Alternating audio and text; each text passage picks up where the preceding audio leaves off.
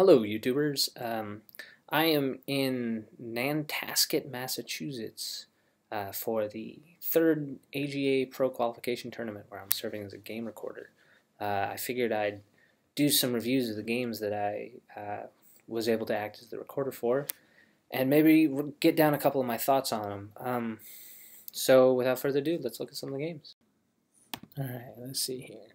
Alright, so this is my first game of the morning. Black is Eric Louis and white is Matthew Burrall. And I don't have the SGF here because of hotel internet reasons, so we'll see how much of this I can remember. It was really interesting how the Fuseki worked. So Eric is black, and he was ready for white playing there and immediately countered by coming down here. So white took the other corner, and when Eric approached, Matt decided to counter by approaching over there. Two-space high pincher was an interesting choice, and Matt just came on out here. And at this point, when Eric tanuki'd, I was really curious how this was going to work. This was a really strange trade how this happened here, because I thought that they both ignored to grab each other's stone, but I thought that this stone that black got was better than this stone that white got because this white stone had a lot more AGA. So that's just, my opinion. And that's kind of an important part. All of these things that I say here are my opinion. These players are a little bit stronger than me, so there's definitely going to be stuff here that I don't know, and this is just sort of a record of my impressions of the game as a recorder. I do like recording. It gives me an opportunity to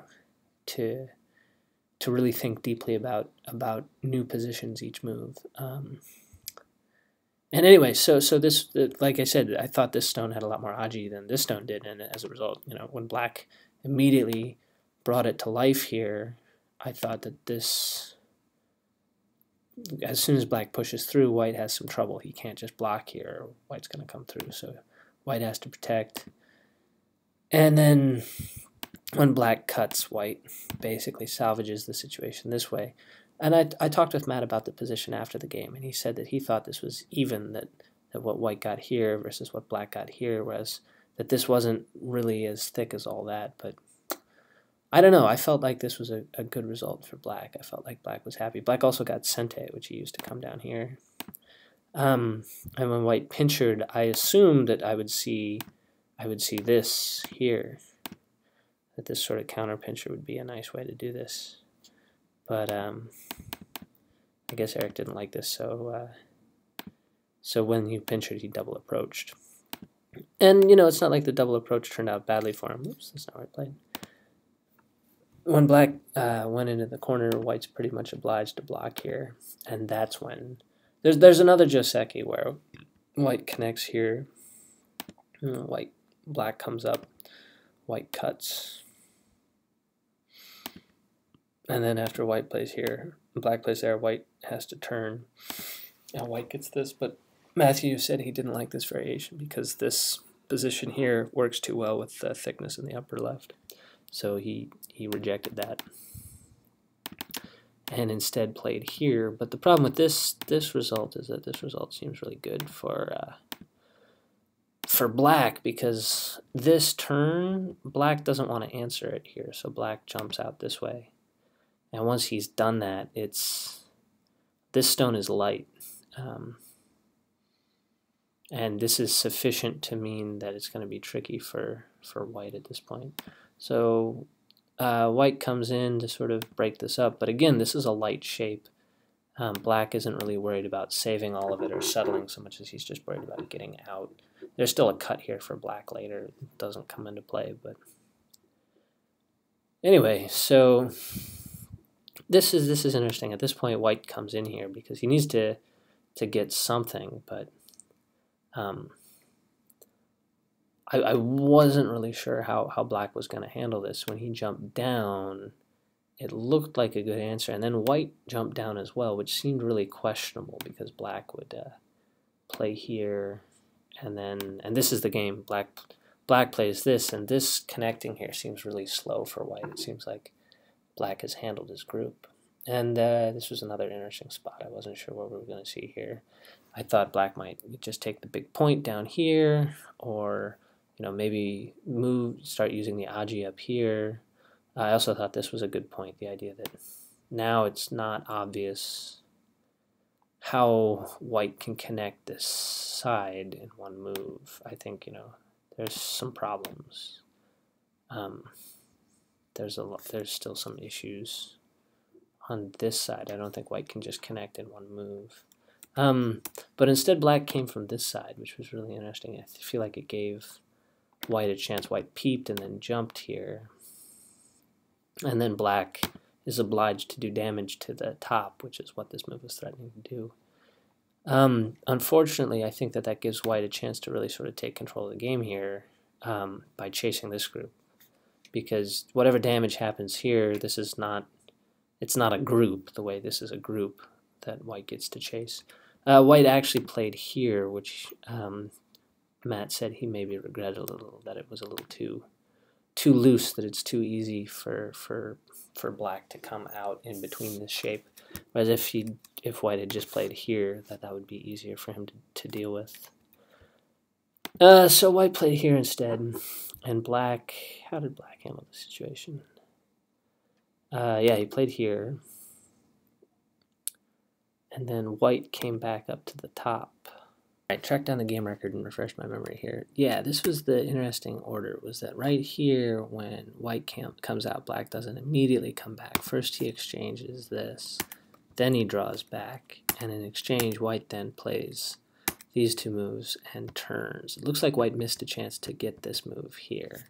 It seems like if he wanted to, rather than make that connection, it seemed like he would be better off doing this and keeping his focus on this group. Not worrying so much about what's going to happen up here. Still, hard position. So this is the way this goes down here.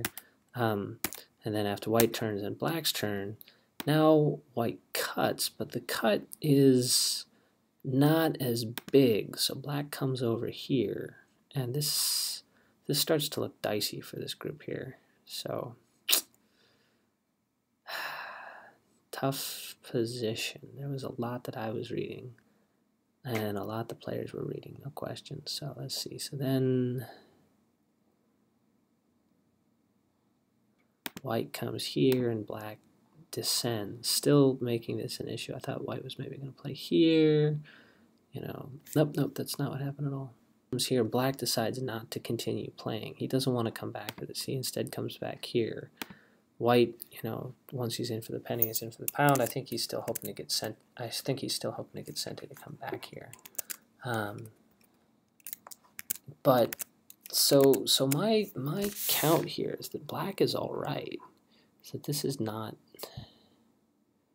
a bad result for black. I know there's still this cut agi here that white's looking at, but black is doing enough damage here that even if white gets these, I feel like black is still ahead. It's not enough for white. So I guess this is the idea behind black playing here.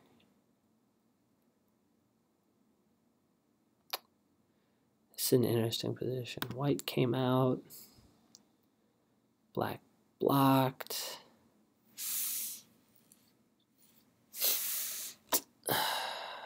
Black played here, and white played here. Is that right? That's right. White played here now, and then black plays here, and then white comes back to do this. And there's still so many problems in white's shape here. I felt like this was really interesting. So black pushes and then plays Atari, and instead of connecting, because that leaves black a cut. Does it leave black a cut? Connecting. Yeah, that leaves black a cut. If white just connects, black can play here, and white is cut. So white plays here, but this actually still leaves black this cut in ko. So if he plays like this, white can play here, black is forced to do this. This is one way that he can cut. And then I guess maybe black doesn't like this because he figures white can live on the side this way. And the other choice is that if he plays here, what is it? White can play this way and sort of force. So black can cut white with ko, which seemed to be really good. It seemed like the players didn't realize this though.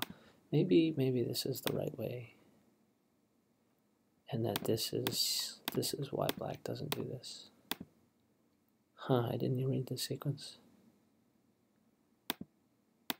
Although this still looks like it's not gonna live. I don't know. This still looks pretty dead to me.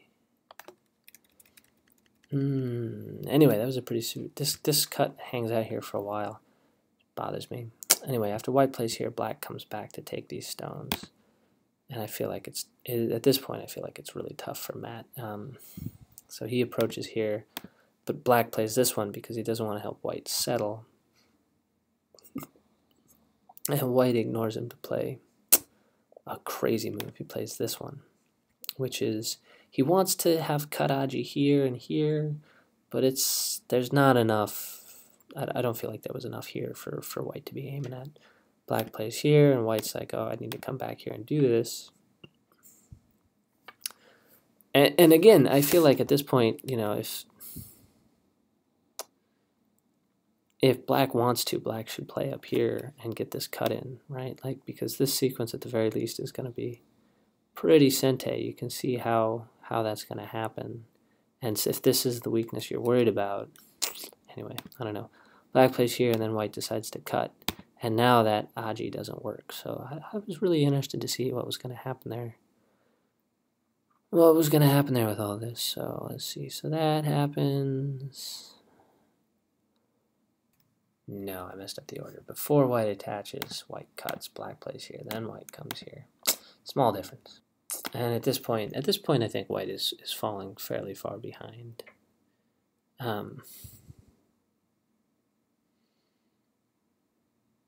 Yeah, it's not going to be easy. Here again, I think black just needs to take, and it'll simplify the game a lot. I don't know. Interesting position. Anyway, those are my thoughts from the first game. And then comes back. Black turns, which is really thick. White plays here. That one or this one? No, neither. He plays this. And then here. Anyway, interesting game. As always, you can see more of this stuff on the US Go website, and I'll be broadcasting again tomorrow. So there's this game. I'm also going to put up my thoughts real quick on the game where Eric Lee, same guy, played against Daniel Gaudreau. So I'm going to put that up real quick.